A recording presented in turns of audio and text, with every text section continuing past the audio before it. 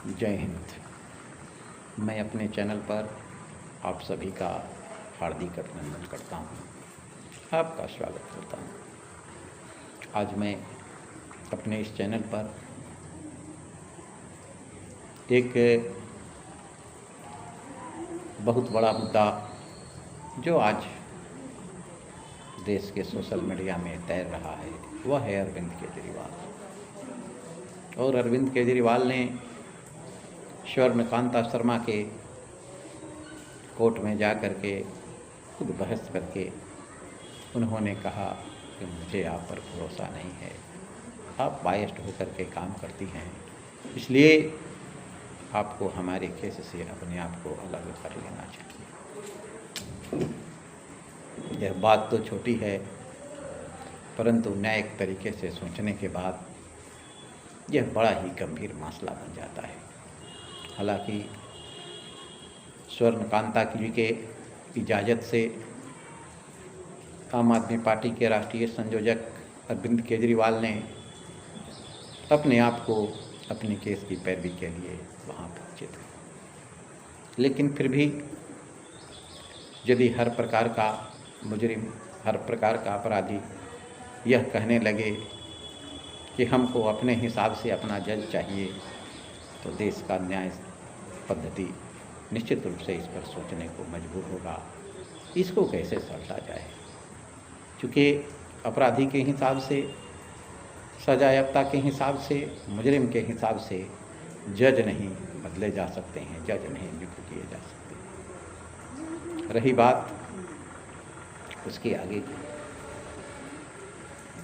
मैंने भी कई तरीके से इसके ऊपर अपना मंतव्य दिया, और मैंने अपना मंतव्य इसलिए दिया क्योंकि यदि कोई व्यक्ति बायस्ड होगा तो निश्चित रूप से अपने आप को इस केस से अलग कर लेगा।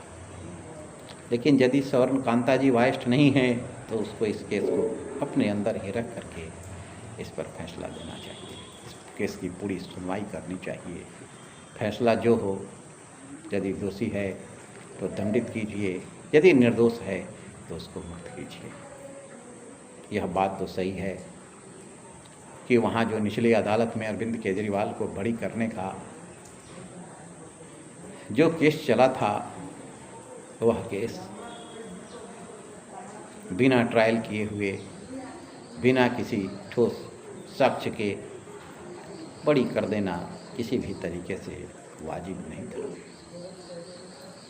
मैंने भी इसके ऊपर थोड़ा मंथन किया तो मुझे यही लगा कि जो वहाँ जो निचली अदालत है वो आम आदमी पार्टी के राष्ट्रीय संयोजक अरविंद केजरीवाल जी के खिलाफ था, जो दिल्ली के मुख्यमंत्री थे। और वह जो अदालत है वह छोटी अदालत है। तो उस अदालत के जज ने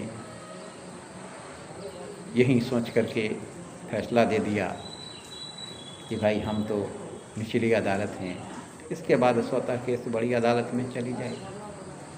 हो सकता है कि यह कारण रहा हो जिसके कारण उसने बिना किसी ट्रायल के इस मामले को बरी कर दिया, ताकि यह केस स्वतः जो है तो बड़ी अदालत में चला जाए और हमसे, मेरे पास जो समस्या है उस समस्या से मुझे निजात मिल जाए। हो सकता है एक कारण यह रहा हो। लेकिन प्रश्न ये है कि जब स्वर्णकांता जी ने स्पष्ट किया और कहा कि मैं इस केस को अपने पास ही रखूँगा और इस मामले को मैं स्वतः सुनूँगा, जब उन्होंने यह फैसला कर दिया तो यह समस्या स्वर्णकांता जी के लिए नहीं, लेकिन अरविंद केजरीवाल जी के लिए है।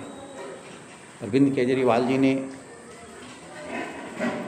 उन्होंने भी 2 कदम आगे बढ़ करके कहा कि मैं करूँगा सत्याग्रह, मुझे स्वर्णकांता जी की अदालत में जाने की ज़रूरत नहीं है, मैं उनकी अदालत में नहीं जाऊँगा और ना ही मेरा कोई प्रतिनिधि जाएगा, ना ही मेरा कोई वकील जाएगा। अब प्रश्न ये उठता है कि तो आगे कानून अपना काम कैसे करेगा, कि न अरविंद केजरीवाल जाएंगे न ही उनके वकील जाएंगे, तो फिर अदालत की कार्रवाई कैसे हो।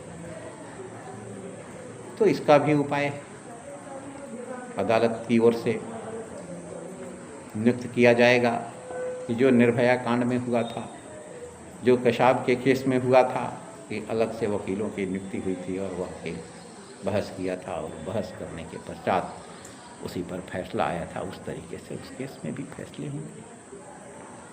इस प्रकार से वह केस भी आज देश की अदालत में एक बहुत बड़ा अपना न्यायिक तरीके से होना चाहिए, इस तरफ जो है सो इशारा करता है कि न्याय हो भी और न्याय होता हुआ दिखे भी, यह भी होना अनिवार्य है। देश के आम आदमी पार्टी के राष्ट्रीय संयोजक अरविंद केजरीवाल जी ने जो प्रश्न सवर्ण कांता जी के समक्ष रखा, यह देश के राजनीतिक गलियारों में एक राजनीतिक बयानबाजी सी लगती है, उसके अलावा यह कुछ लगता हुआ प्रतीत नहीं होता है। उनका कहना है कि आप जाती रही हैं अधिवक्ता परिषद के बैठक में, जो आरएसएस का एक विंग है। उन्होंने भी कहा मैं जाती थी समझने, लेकिन मैं वहाँ पर कुछ बोलती थी, कुछ स्पीच देती थी, ये आपको क्या लगता है कि मैं बायस्ड हूँ? नहीं, इस बात को उन्होंने भी घुमा फिरा करके जवाब दिया, जो कतई किसी भी तरीके से वाजिब नहीं था। इन्हीं शब्दों के साथ मैं अपनी बातों को समाप्त करता हूँ। जय हिंद, जय भारत।